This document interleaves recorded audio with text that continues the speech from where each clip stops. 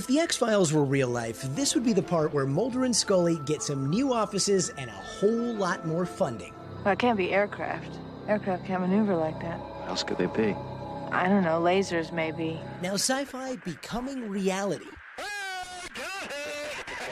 With the formation of a permanent government office tasked with investigating unidentified aerial phenomenon, also known as UFOs. If there's a reported incident, now there's a requirement for us to react to that information and go and collect that information. It's all part of a bipartisan-backed amendment buried in the National Defense Authorization Act, spearheaded by Senator Kirsten Gillibrand. I really see this as trying to know what is knowable and not having a head in the sand perspective on this. These are serious issues of national security and technology that we should know about. The effort calls on a rapid response to new UAP cases, sharing information with other countries, briefing Congress on whether these might be foreign adversaries or something else, and even promising to look into cases where service members say they might have suffered health effects after encountering unknown phenomenon. In the past, those kind of reports were late-night fodder parodied by Hollywood or Saturday Night Live. I was wrapped in like a robe made out of warm, glowing energy.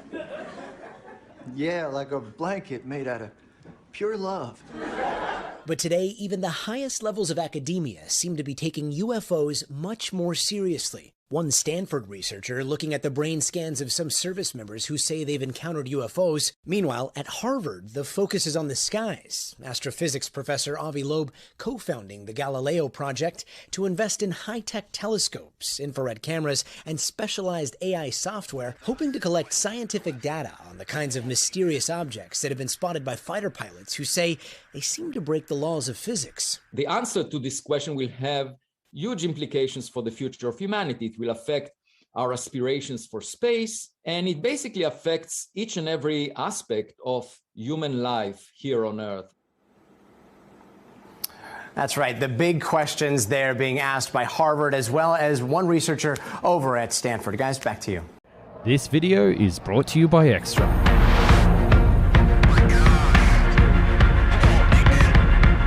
UFOs in broad daylight. In 2017, the New York Times released not one, but 3 short videos taken by US Navy pilots showing footage of crafts that are impossible to exist, flying faster and harder than any man-made object. They were called Unidentified Aerial Phenomena, or UAPs as the media quickly dubbed them.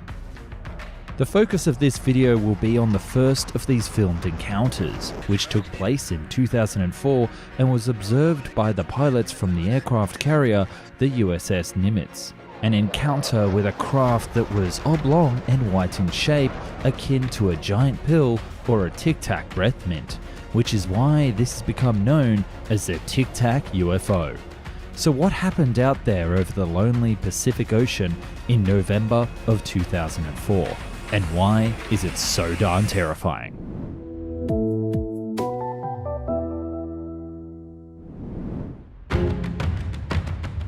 America's pride of the US Navy, the nuclear-powered USS Nimitz, was operating a training exercise off the coast of Mexico in winter of 2004.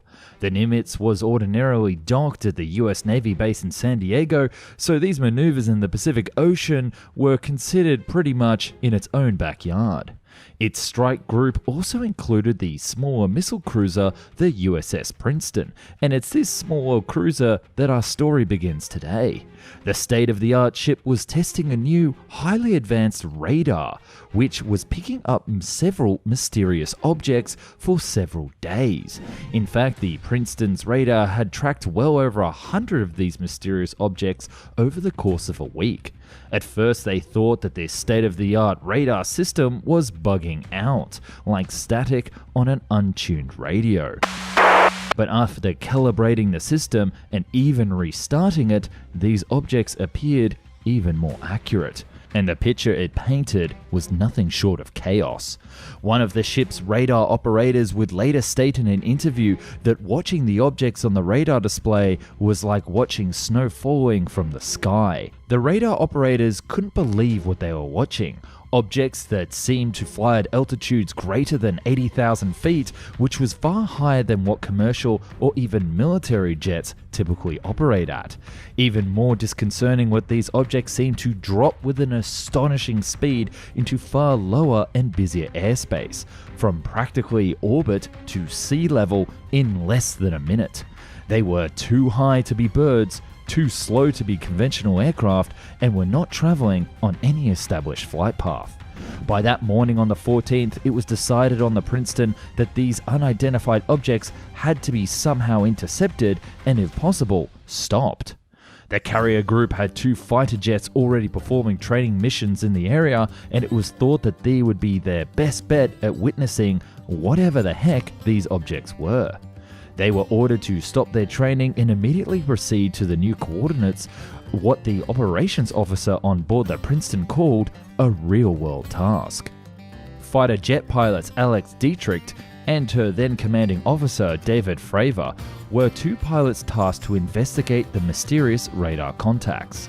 Upon approaching the designated area where the radar contact had been located, they first noticed an unusual churning of the ocean's surface, a foaming mass that looked like a large aircraft like the size of a Boeing 737 submerged under the water. Pilots then saw what they described as a smooth, white oblong object that looked like a giant tic-tac skimming about 50 meters or 164 feet above the waves and flying at what looked like a very high speed, erratically and changing directions without any care to physics.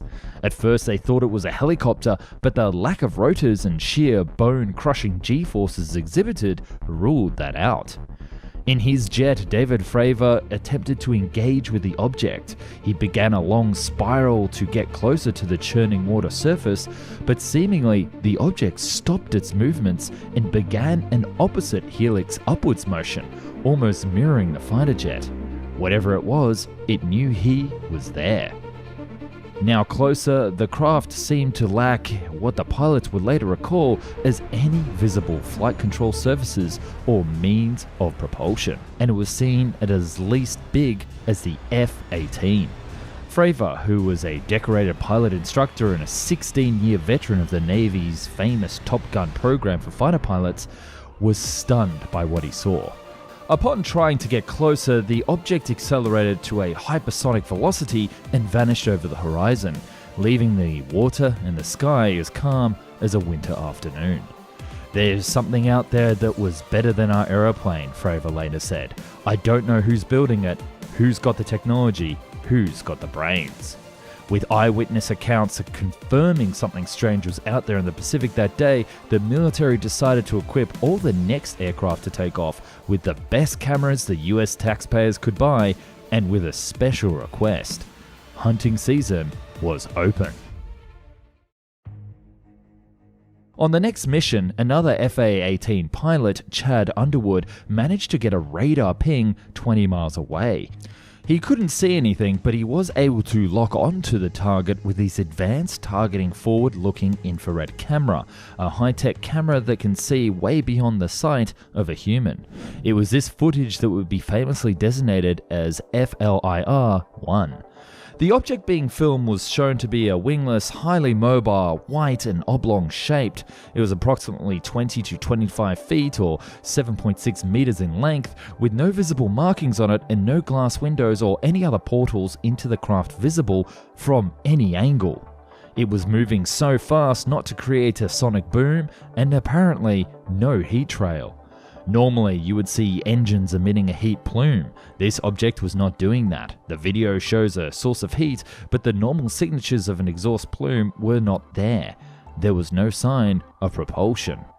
Looking at the footage, after a brief period of time, either the camera loses track of the object or the object itself accelerates to well over Mach 6 and vanishes 100 kilometers over the horizon instantly, appearing to slide casually and somewhat aloofly away. While this event is considered shocking, it's the lack of response from the officers that give it a bit more of a conspiracy turn. Upon returning with the footage, the military officers on board the carrier group seemed to not be fussed at all by the event, leading many to imagine that they knew what these objects were of some high-tech drone variety. The footage was shared amongst the crew until unknown persons arrived, overriding the Admiralty and insisting that they have all the footage, the hard drives wiped, and no one to talk about it ever again. It's only because one crewman copied the footage to a disk and hid it away that we ever saw the light of day. As with any alleged conspiracy or cover-up, there are always those who rush in to debunk it. One such debunker is Mick West, a former video game designer and well-known skeptic of all things paranormal. In West's opinion, the images of the Tic Tac UFO are what happens when filming a fighter jet flying away at high speed. The resulting elongated shape that looks eerily like a giant Tic Tac is merely the glare on the lens of the infrared camera.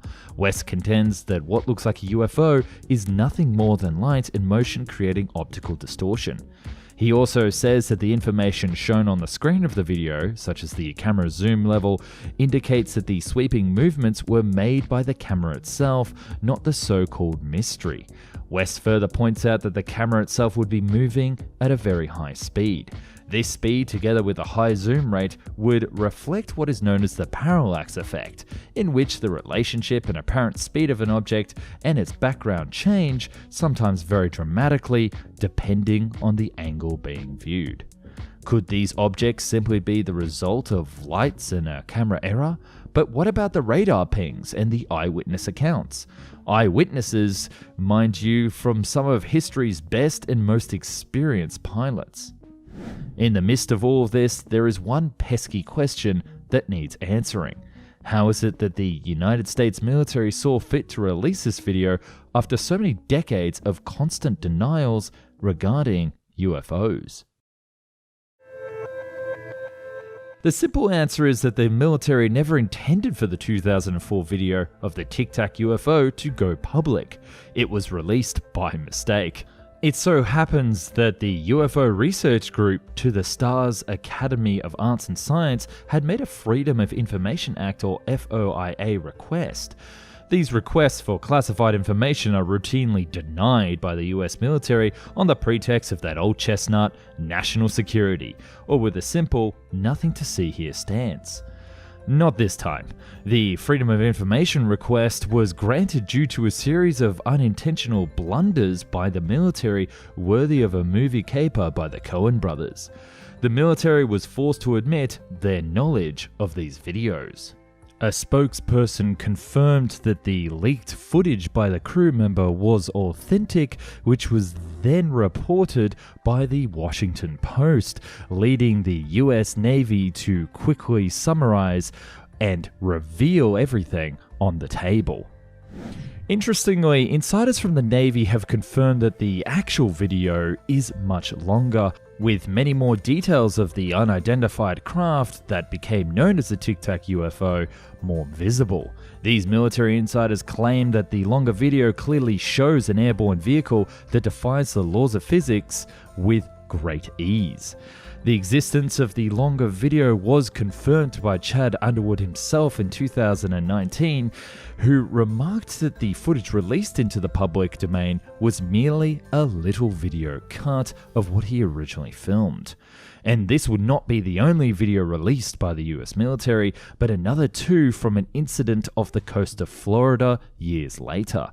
But perhaps that's another video for another day, so subscribe if you want to see that one. Obviously, after this event occurred, many other media publications tried to get their hands on more footage or more information.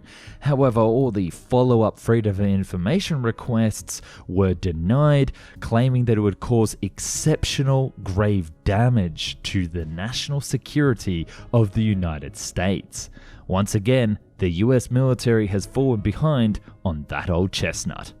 Be as it may be, the object that Alex Dietrichs and David Fravor saw on that November day in 2004 and what Chad Underwood filmed remains what the United States military insists on calling unidentified. That single word has no doubt opened up a Pandora's box that will probably never close.